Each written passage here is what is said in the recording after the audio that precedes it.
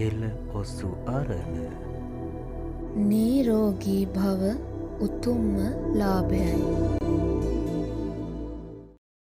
සුබ දවසක් හැමෝටම. ඉතින් මේ දවස්වල ගොඩ දෙනෙට තියෙන ප්‍රශ්නයක් තමයි මේ වියලි කැස්ස කියන්නේ. ඉතින් මේ දවස්වල තියෙන රස්නෙත් එක්ක දූලියාමත් එක්ක මටත් හැදුනා මේක. ඉතින් බේත් ගත්තත් හරියන්නේ නැහැ. ඒ නිසා මේක මගේ යාළුවෙක් තමයි කිව්වේ යාටත් හොඳ වුණා කියලා බලන්න කියලා. ඉතින් මටත් මේක ගොඩාක් සුවදායි දෙයක් වෙච්ච හින්දා මට හිතුණා ඔයාලටත් මේක කියලා දෙන්න.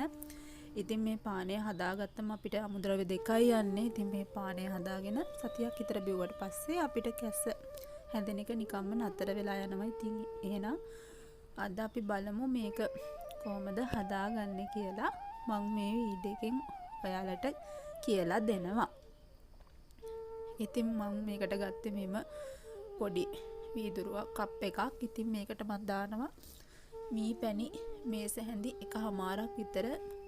හොඳම මී පැණි ගන්න පුළුවන් නම් හොඳයි මේකට. අපේ ගෙදර ඉස්සර ඉඳන් තියෙන මී පැණි බෝතලයක් තියෙනවා. ඒකෙන් තමයි මම අරගත්තේ. හිත ගොඩක් තද කළු පාට මී පැණි තමයි අපේ ගෙදර තියෙන මී පැණි. ඉතින් ඒ ටික මේ කප් එකට දාලා ඊට පස්සේ මම මේකට දානවා අපේ ඊළඟ අමුද්‍රව්‍ය වෙන දෙහි බිංදු කීපයක්. ඒ ටික දාලා ඊට පස්සේ මේක කලවම් කරන්න ඕනේ.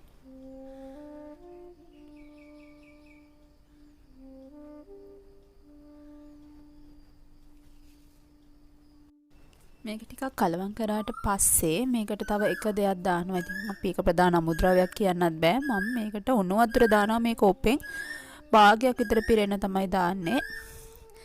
ඊට පස්සේ මේක රත් වෙච්ච පිටින්ම තමයි මේ උණු වතුර එක දාන්නේ. මේක කලවම් කරලා ගන්න ඕනේ. ඊට පස්සේ මේක අපිට ප්‍රශ්නේ තියෙද්දි බොන්න පුළුවන් මට්ටමේ තියෙද්දි තමයි මේක බොන්න ඕනේ. ඉතින් ගොඩාක් සුවදායකයි මේ වේලුම් කැස්සට මේ පානය. බොන්න කිසිම අපහසුතාවයක් නැහැ. ගොඩක් අර මී පැණි වල තියෙන පැණි රසත් එක්ක ගොඩක් රසට තියෙනවා. ඉතින් ඒ හින්දා ඔයාලටත් පුළුවන් උත්සාහ කරලා බලන්න.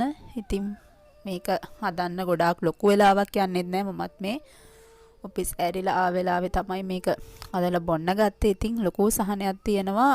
දෙපාරක් විතර බෙහෙත් ගත්තත් හොඳ උනේ නැති මේ කැස්සට. ඉතින් ඒ හින්දා මේ වගේ අපේ ස්වභාවික අත්බෙහෙත් යොදාගෙන ලෙඩ රෝග සුව කරගන්න එක ගොඩක් වටිනවා කියලා හිතනවා. මේ දවස්වල ගොඩක් අයට තියෙන ප්‍රශ්නයක් මේ කැස්ස කියන එක. ඉතින් ඒ හින්දා උත්සාහ කරලා බලන්න මේක හදලා පල්හැන් ඊට පස්සේ හොඳ වුණ කට්ටිය මට කමෙන්ට් එකකුත් දායි කියලා ඔන්න මම බලාපොරොත්තු වෙනවා. එහෙනම් ඉතින් අදට මං ගිහිල්ලා එන්න. ඔයාලා හැමෝටම සුබ දවසක්. ඉතින් අපේ වීඩියෝ එක හොඳයි නම් අපිට ලයික් කරන්න. ඒ වගේම කමෙන්ට් එකකුත් දාලා තියන්න. ඔයාලගේ යාළුවෝ අතරත් අපේ මේ වීඩියෝ එක හොඳයි නම් ෂෙයා කරන්න අමතක කරන්න එපා. ඔයා තාමත් අපේ channel එක subscribe කරලා නැත්නම් දැන්ම subscribe කරන්න. ඒ වගේම පහළ තියෙන bell icon එකත් click කරන්න. එතකොට ඔයාලට පුළුවන් අපේ අලුත්ම වීඩියෝ බලන්න.